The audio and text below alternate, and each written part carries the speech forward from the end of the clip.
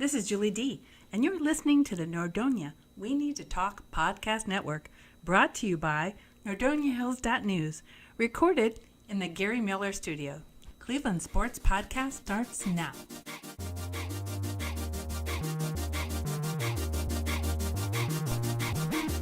Welcome to the Cleveland Sports Show with Brady and Darius. This week we will be talking about the ending of the FIFA World Cup, the NBA free agency, and the Cleveland Indians. So first, without further ado, I want to talk about the conclusion of this FIFA World Cup this year. The final game was on Sunday. France was victorious over Croatia 4-2 in the final match in Moscow. This is France's second World Cup win from their previous one in 1998. The first goal was actually an own goal by Croatia's forward Mario Mandzukic. However, Croatia were able to tie it up within the half at 1-1. However, towards right before halftime, the Croatians conceded a penalty kick via handball from Ivan Perisic, leading to an Antoine Griezmann penalty kick that was successful to put France up 2-1 at halftime. And then in the second half, France just exploded with goals. They scored two thanks to Kylian Mbappe and Paul Pogba. Mario Mandzukic was able to make up for his own goal at the beginning of the game. However, it was not enough for the Croatians in the Croatian effort, leading to France winning their second World Cup title. The next World Cup is 4 years. Like I said, it will be in 2022 in Qatar. The FIFA qualifiers for that World Cup will begin in a few months due to the fact that the process is extremely long and having to form groups and everything. But in 4 years, stay tuned for more World Cup action in Qatar. Congratulations to France, and we hope for another successful World Cup in 4 years. Now, to start off talking about the NBA free agency so far this year, let's start off talking about the biggest one so far, which is LeBron signing a 4-year, $154 million contract with the Los Angeles Lakers. I don't understand this move at all. I understand that it was about family. Family came into play of his decision, and he owns some houses out in LA already, and he wanted, I guess he saw something in LA that he didn't see here in Cleveland. I mean, I really think Cleveland would have been better for him, at least this year, because LA's a very young team, and, I think they have potential in the next few years, but not this year or not next year. I mean, I think their young stars need to develop more, and I don't think they're going to help LeBron much like the Cavs did. I do agree with you for most of what you said. The one thing that I am not really seeing eye to eye on you with is how Cleveland would have been a better option for him.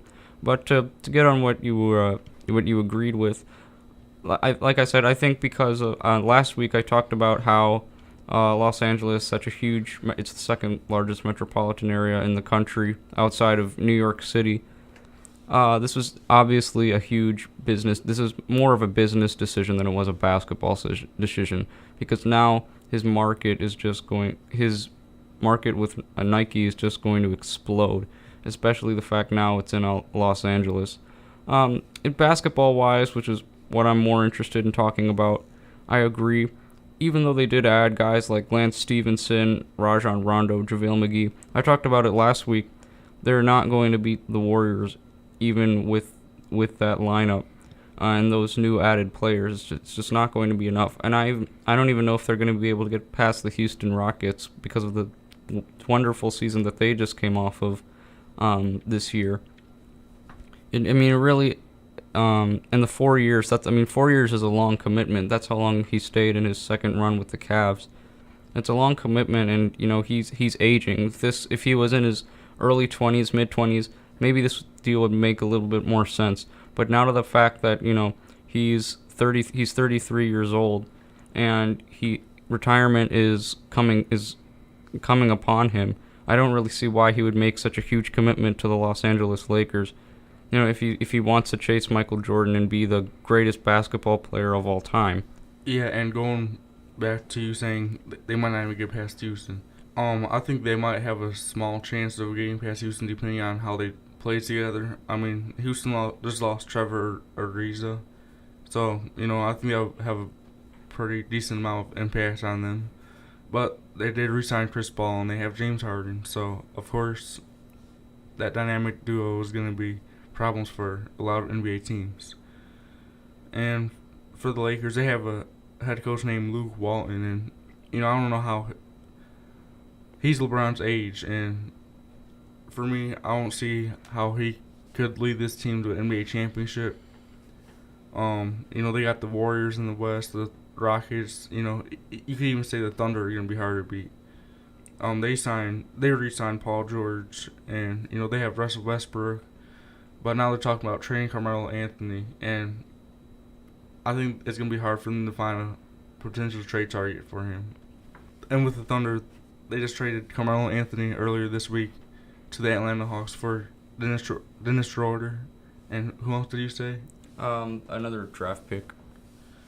I like that trade for the Thunder. They get a pretty good guard in Dennis Schroeder. They got a nice backup guard behind Westbrook, something that they really didn't have last year. Yeah, I think it adds more depth to their team, and hopefully, I like the Thunder. I think they could go farther in the playoffs this year.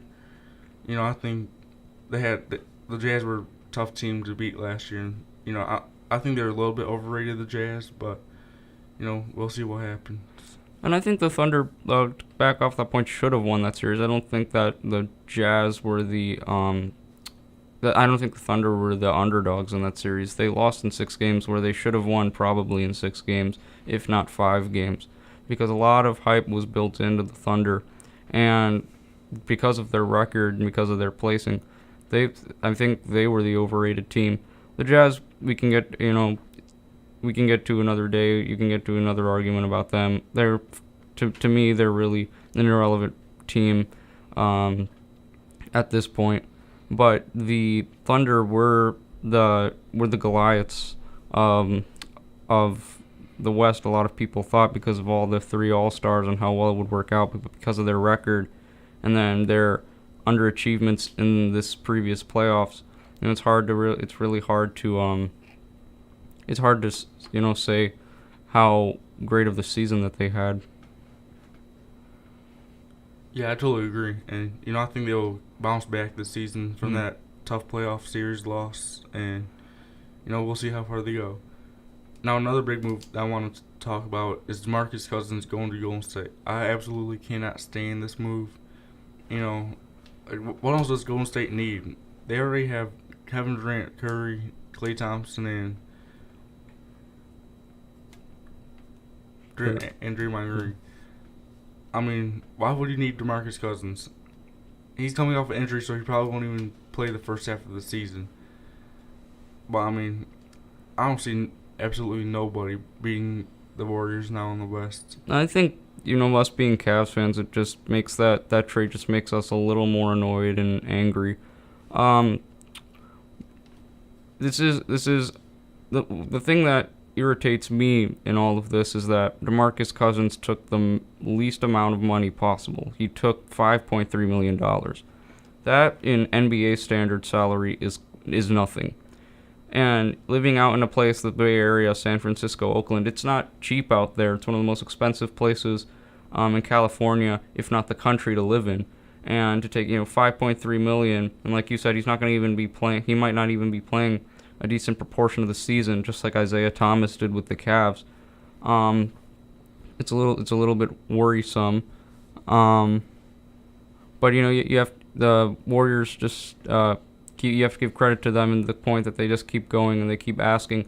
But it's a lot more on the negative side. You just have to ask yourself, why would DeMarcus Cousins sign with the Warriors? Because the Pelicans had a successful season.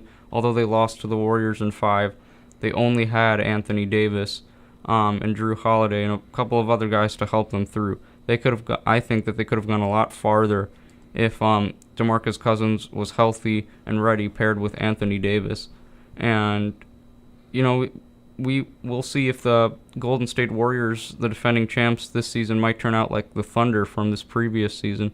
With all these big names in the lineup, all of these major names, we can ask, will they be like the Thunder? Will they have, a sloppy record? Will they finish first in the East? How is all this going to play in? Because don't forget, the Warriors finished second in the East, in the West, this past season, trailing only the Rockets. But still, you have to think that there might be some decline in the Warriors season, in this dynasty. And I don't know if DeMarcus Cousins will even be playing for a majority of the season. We'll have to see. But in the end, I don't think that DeMarcus Cousins really is earning anything with the Warriors. They're just, worst case scenario, they drop out of the playoffs. But I don't think it's fair for the league at all. Yeah, I don't see them dropping off at all. I feel like they're going to be the number one seed in the West easily with these top four guys. DeMarcus Cousins, I think he'll make an impact in that, at least until the playoffs. I mean, they're going to get to the playoffs easily. We know that. And they're going to be the heavy favorites to win the championship yet again. And I don't see nobody in the West stopping them this year, not even the Rockets, with losing Ariza. So I'm looking at the East this year, and I think the East got a lot better so far this offseason than what they were last year. And I really like how all the stars are spreading out this offseason. I mean, they're just not all going to Golden State.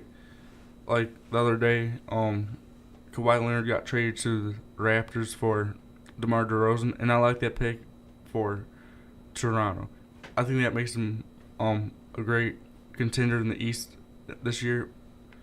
I mean, DeMar DeRozan, he was the best player on their team, and he's a good player. He's a good leader, but he's just not good enough to take them all the way. And they have Kyle Lowry too, who's their other All-Star, who they still have. And then you bring in another All-Star like Kawhi Leonard, and then Danny Green of the Spurs is also associated in that trade. So you have a quality 3-and-D player, and then Kyle Lowry in your backcourt. Along with Kawhi Leonard, assuming that he, takes the challenge and actually wants to play for this team, even though he's not in Los Angeles. But I honestly was not expecting the Raptors, of all teams, to get Kawhi Leonard due to the fact they just fired their coach, Dwayne Casey. But it's a big step in the right direction for Toronto. With LeBron now gone in Los Angeles, it opens a lot more doors for teams in the East, like Philadelphia, Boston, Toronto, we just mentioned, and even Detroit, Miami. All these teams now have a fighting chance to get to the playoffs, knowing that LeBron is not going to be in their path to get to the finals. Yeah, I think Toronto's Toronto's the most interesting team in the East. And a lot of people probably forget that they had the best record in the East last year. And they lost to the Cavs in 4. But the addition of Kawhi Leonard and Danny Green, it adds depth, and it gives them a true leader and a true MVP player on their team. And, I think it's going to be a really close race for who's going to make it to the finals between Boston, Philly, and Toronto. My prediction is going to be Philadelphia or Boston. Boston right now. But, I think it's interesting because reports are coming out that Kawhi Leonard has no desire playing for Toronto. So I want to see how that plays out. Maybe I don't see them trading him at all. But next offseason is going to be interesting for him. I see him signing with the Lakers, teaming up with LeBron. And then I could see the Lakers contending with the Warriors next year. Kawhi Leonard's even stated that he's committed to doing something in LA. So like you said, the problem that a lot of Raptors fans are concerned with is that he's probably not going to stay. It's just probably just a one-and-done year. See how well they do. But if they win, this makes it a huge championship or bust season for the Raptors, because if the Raptors do win a championship, that changes the whole complexion of this scenario, because Kawhi Leonard would have just been coming off of a championship, And if you want to be part of a successful organization, you would stay with the Raptors. However, if they don't win a championship, it's pretty much a foregone conclusion that he's going to find a way to leave the Raptors like he did with the Spurs and go to Los Angeles, whether it's the Clippers or the Lakers. That makes it a huge championship or bust season for the Raptors this year. Yeah, and even if they do win the championship, I just see him wanting to go to the Lakers and teaming up with LeBron James. I mean, I think that's his true desire before LeBron's career ends, to team up with him. I mean, I see it happening next offseason. Well, the thing is, though, if they do win a championship, why would he leave? I mean, LeBron with the Miami Heat won his first championship. He didn't just desire to go back to Cleveland. And when he won the championship with the Cavs a couple years ago, he didn't just decide to leave right after that championship. And these teams and these guys, they want to repeat as champions. They want to defend their crown. So if the Raptors do win a title, it wouldn't make sense for Kawhi to leave because he's with a successful organization that brought him to a championship, and in this case, it would be necessary for Kawhi to defend the crown that Toronto supposedly would win next season. But like I said, if they don't win, it's just that it's a foregone conclusion of what his future is. Yeah, my prediction is that they won't win the finals no matter what. No. And, I think they're going to have a hard time beating Boston. I don't think they'll get past Philadelphia either. I don't even think they'll make the finals. Yeah, I'm interested in what Philadelphia is going to do the rest of this offseason. I want to see if they are going to make a big move or something to help them make that final push to the East Finals.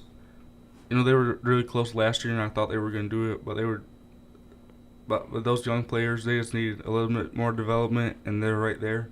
And I think that's what it's going to be this year. They're going to be right there, facing Boston in the East Finals, and we'll see how good they do this time around. I think they need to keep J.J. Redick because he's a vital part of their system. If we saw last season, especially in the playoffs, when he's hot and he's shooting the ball extremely well, there are very few in the NBA who are better shooters because he can hit tough shots. He's a quality shooting guard, and that's one of the positions that the Philadelphia 76ers lack on their roster. So I think if they can keep him and then, like you said, acquire some more talent, really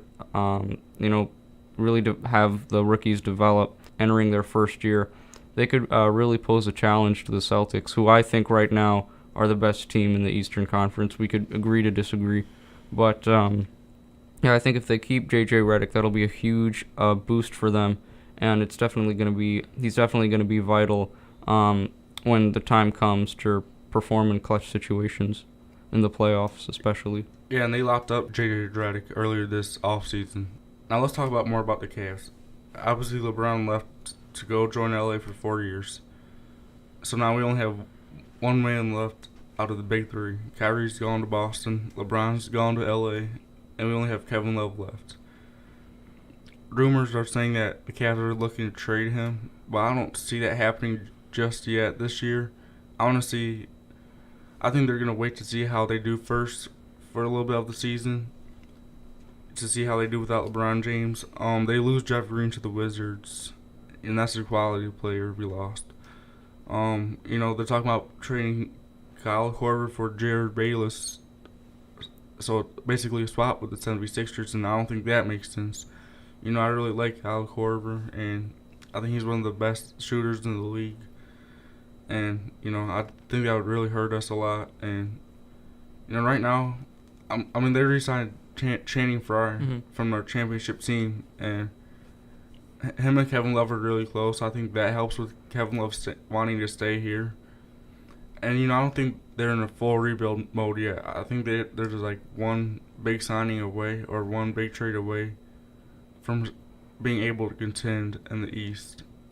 I think that, they're definitely not tanking. I mean, if you see the roster, it doesn't look like a team that would be tanking for the season like the Mavericks or the Bulls or the Hawks. But I definitely think that they will make the playoffs with this current current team because you have Kevin Love, who's an all-star, and then all of the other guys like you said, Corver, Jordan Clarkson, George Hill, Larry Nance Jr. These guys can play well, but they really didn't prove themselves as much as they should have when LeBron was there. But now with LeBron gone in the West and leaving the Cavs, that opens a lot more doors for the players on the Cavs to really step up their game and prove to the NBA that they are quality players, and then that they can all work as a cohesive unit, not just rely on one person in order to be successful. I don't think that they're going to make the conference finals.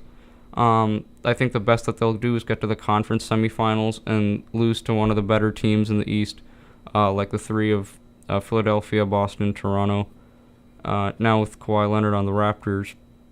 But yeah, I think I would definitely keep my head up high for the Cavs. We're definitely much more prepared for LeBron leaving than we were 8 years ago when we were just in rebuild mode for those 4 years until he came back. But now we still have a champion. We have Eastern Conference Finals contention, and with a lot more doors now open in the East, it's going to be somewhat easier for the Cavs to be able to compete with teams. Yeah, and I really like our first round draft pick, Colin Sexton, point guard from Alabama. He looked really good in Summer League. He was named to the Summer League All-First team. So I think he should be the starter coming into the season, and I think he would really help us a lot. And, I don't think it will be easy for us to make the playoffs. I don't think it's not a for sure thing we're going to make the playoffs. I mean, who knows if we'll even have Kevin Love at the start of the season. I think it's going to be hard, but I think if they do make the playoffs, I see it being a 6, 7, 8 seed. I don't see us being 4 or 5 seed. And I don't even know if we're going to win our division. I mean, Indiana, I think, is a sleeper team for this year. They almost beat us in the East Finals in the first round. They were the 5th seed, and they almost beat the Cavs. They took it to Game 7 with LeBron James, and the Cavs just squeezed that one out at home. So, without LeBron on the Cavs, I think the Pacers are, I think they're the favorites to win the division this year. I mean, even with Kevin Love, I think it's going to be tough for us to beat them.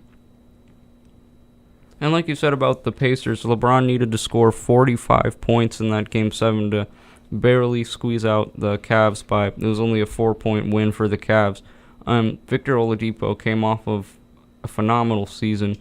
Just the improvement that he displayed during the games from 2 seasons ago with the Thunder to now with the Pacers, it's just immense. And we really have to give him credit for all the pressure that he had on his back with the team.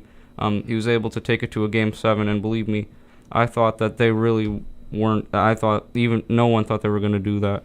A lot of people thought the Thunder were going to have a much more successful season because they were the 2 main teams in the trades they made. But it was actually the other way around. The Pacers were a much more successful team. Even though both teams lost in the first round, you would bet your money more on Indiana once you saw the way they performed, unlike Oklahoma City. Yeah, and they now have one of the best shooting guards in the league in Victor Oladipo, like you said. The thing is with Indiana, now that they've lost Lance Stevenson, who was really their heart and soul of the team, and he did very well for them when he came off the bench. So what I'm wondering with the Pacers now is how are they going to adjust with Lance Stevenson gone in LA, and who's gonna replace him, or what kind of adjustments do they need to make? Yeah, I agree, and I'll have my predictions coming out later, closer to October, closer to the season starts for this upcoming NBA season. So, I wanted to go off your point on saying how the Cavs, it's not going to be easy for them to make the playoffs. It's not going to be, the roller coaster, easy, relaxing ride that it was, these last few years with LeBron James. But if you think about it, who really is going to contend? The Knicks aren't making the playoffs. The Nets aren't making the playoffs. The Heat will barely make the playoffs. You have the Milwaukee Bucks, Again, that's will they make the playoffs? They're probably going to push to like that 7-8 seed most likely. Well, there aren't too many teams in the East that can really contend. The Charlotte Hornets, even with Tony Parker added, nothing is going to change with them. They might be able to slot into the playoffs because now LeBron's gone. Don't forget, and with LeBron gone, those teams might be able to slot, into lower seeds because of their rankings. But like I said, with the Cavs, with the current roster they have, they're better than most of those teams I just mentioned, if not all of those teams, on paper. Now, performance-wise, that's for the season that we discuss, the upcoming season ahead. But for now, with this current roster, I think that they'll definitely be able to make at least a 5th seed, or possibly even a 4th seed, and have home court advantage for just one of the series that they have in next year's playoffs.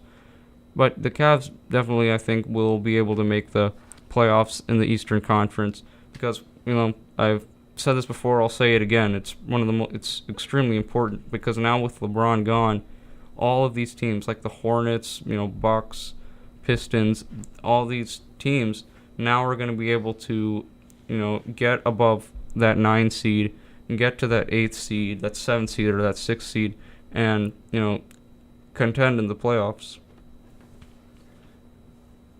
Yeah, and like I said, it's gonna be hard to make the playoffs, obviously, but I think we could do it as long as we keep Kevin Love, and I think we need to make, it doesn't have to be a huge signing or trade, but I think we need to make one more move so we could be right there and ready to contend again in the East. Obviously, I don't think we're gonna make the NBA Finals, and I don't even think we're gonna make the East Finals. Unless we face Toronto again in the second round. We've had Toronto's number the past few years. Well, that's because they've ran into LeBron. Now, if Toronto runs into the Cavs this season, it might be a completely different outcome because now that the Raptors have Kawhi Leonard and Kyle Lowry and all the other players that they've come off of with this season, the Raptors might actually defeat the Cavs because the Raptors, were more afraid of LeBron James more than the Cavs themselves.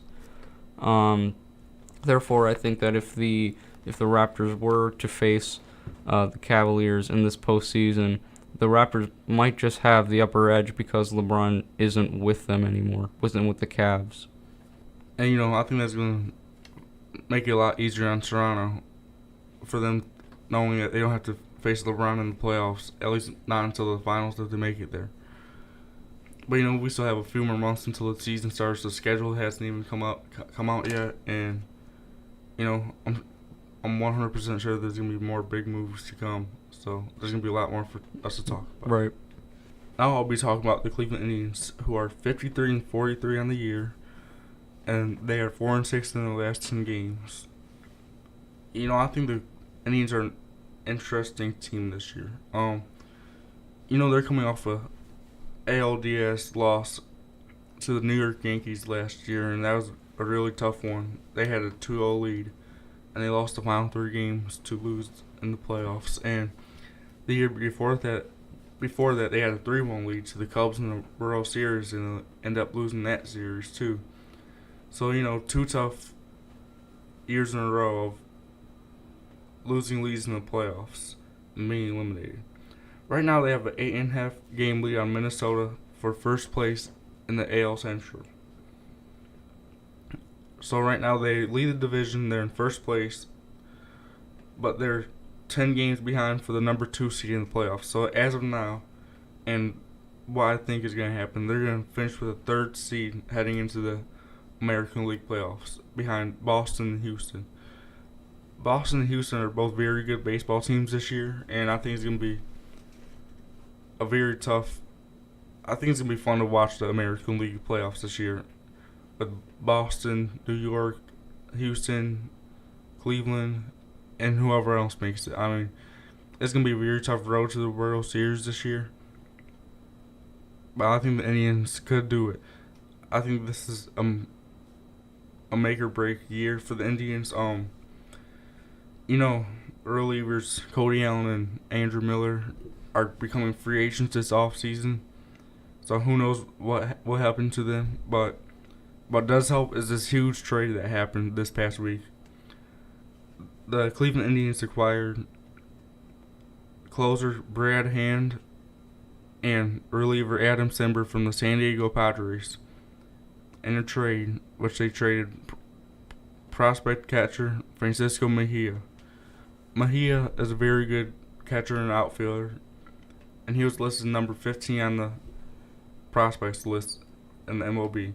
So I think that Indians definitely won this trade because they're trying to contend now and not later. And the Padres, who got Mejia, they're in rebuild mode, and Mejia is a great player to help them rebuild. And I think this trade definitely helps the Indians' bullpen problems. They've had problems all year long, and as of yesterday, they had the worst ERA in baseball with a 5.39 ERA. I've never seen the bullpen been this bad in a few years, and this trade is definitely helping. The Cleveland Indians now have Andrew Miller, Brad Hand, and Cody Allen as their top 3 bullpen guys. And my question is, who's going to be the closer for the rest of the season? Brad Hand or Cody Allen? I think it should go to Cody Allen, who now is the all-time saves leader in Indians history. But, Brad Hand definitely deserves that job too because he was the Padres closer and he's an all-star. And speaking of all-stars, the Indians had 6 all-stars this season. And the last time they had 6 was in 1999, in the glory days for the Indians. This year, Kluber, Lindor, Ramirez, and Brantley all were all-stars another time, while Gomes and Bauer were the first-time all-stars for the Indians. And I really like what this team is doing this year offensively, and I think that it's definitely locked for them to win the AL Central this year. Their offense is amazing this year. They are 3rd in the American League in home runs, and they're 4th in runs scored. I think that is a great numbers for this offense, who arguably for the bottom of the lineup is pretty inconsistent. I really think they need to add one more bat before the trade deadline is up on July 31st in order to contend for that World Series title. I like what we have right now. An MVP caliber player in Jose Ramirez, who leads the major leagues with 30 home runs, and we have Encarnacion, Michael Brantley, Francisco Lindor. So we have a lot of big-name players and a lot of clutch players who will be continuing to play good this season.